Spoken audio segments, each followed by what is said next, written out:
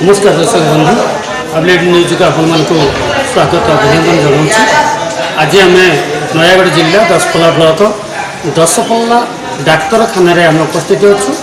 डाक्तखाना स्थिति केमिति अच्छी किभली अच्छी तार संस्पर्श में आम सहित जोड़ी वरिष्ठ सांबादिक किलू भाई आम सहित अच्छा। आसत आम पचारि बुझा मेडिकल संबंधी तथ्य से कौन कहते। आज्ञा नमस्कार। तो आज आम दशपल्ला मेडिकल स्थिति देखुचे। तो दशपल्ला मेडिकल स्थिति पर टिके आपण किसी वार्ता दशपल्ला गोष्ठी स्वास्थ्य केन्द्रटी अच्छी गोष्ठी स्वास्थ्य केन्द्र बहुत पुराना गोष्ठी स्वास्थ्य केन्द्र।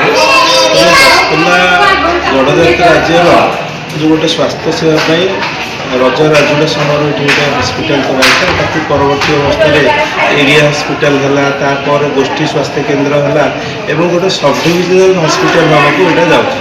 तेणुक यही हस्पिटाल रे वर्तमान किछि दिन है प्राय मासे 1.5 मास है आम लक्ष्य करुचे ताकू गोटे असंभव परिवर्तन आने को से चाहूँगी। जो डाक्तर अधिकारी वर्तमान नुआ दायित्व नहीं शिशु विकास अधिकारी जी की नुआ भाव सुपरिटेडेंट दायित्व बर्तमान नहीं सी निजस्व गोटे ढंग जेहेतु गोटे अभिज्ञता रही शिशु भवन से किसी काल रही कटक शिशु भवन में तेणु से अभिज्ञता को पाथ्य करी बर्तमान दशपल्ला हस्पिटाल को सजड़ा जाऊँगी। आपण जेकोसी रोगी प्रथम आसिले आपण गाड़ी पार्किंग ठू आरंभ करी आपण सिक्यूरीटी व्यवस्था कहतु आपणकर काजुआलिटी कथा कहतु आपणकर रोगी माने केमिति सहजरे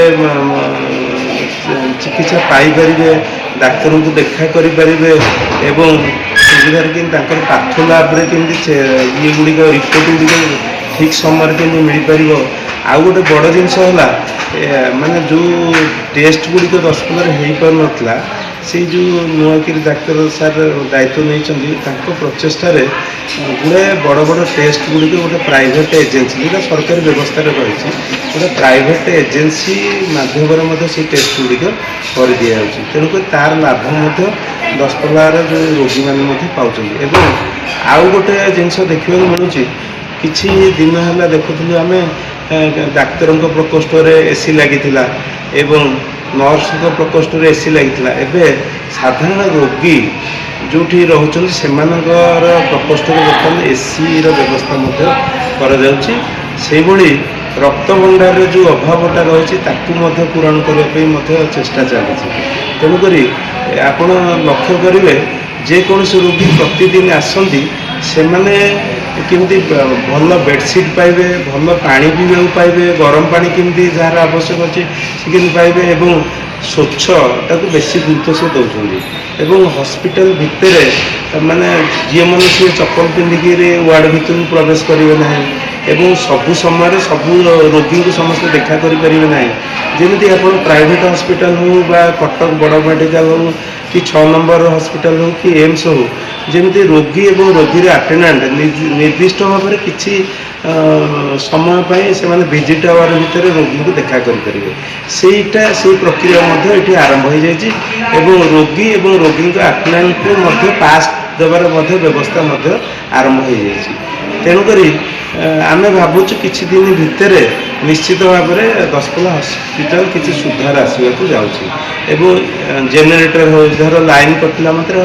सागे सागे जेनेटर हो जो सफाई कर्मचारी मैंने ये नियुक्त अच्छा से प्राय 24 घंटा बर्तमान लगी हस्पिटाल विभिन्न परिश्रागार ठू हो धुआघर ठू हो वार्ड गुड़िक हो बारंडा हो चतुर्पार्श्व केमती परिष्कार से अहरह चेष्टा चालू रखुच्च। तेणुक ये गोटे खुशी लगुच दीर्घ दिन पर जोटा आमर आशा आकांक्षा थी दशपल्लावासी दशपल्ला गोटे हस्पिटाल टे परिष्कार रो स्वच्छ हो एवं तुरंत टे सेवा मिलू।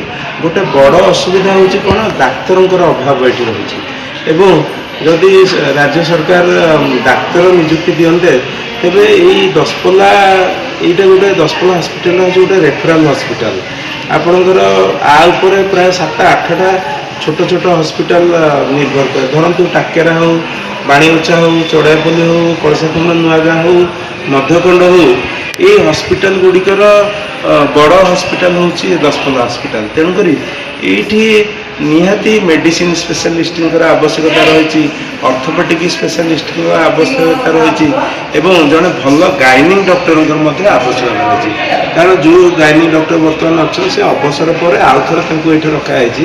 ତେଣୁକରି ଯଦି ଆଉ ଜଣେ ଭଲ ଗାଇନିଂ ଡାକ୍ତର ଯଦି ଏଠି ଦିଆହୁଅନ୍ତା ତେବେ এই ଅଞ୍ଚଳ ଲୋକ ବହୁତ ସୁବିଧା ମଧ୍ୟ ପାଇପାରନ୍ତି। ଧନ୍ୟବାଦ।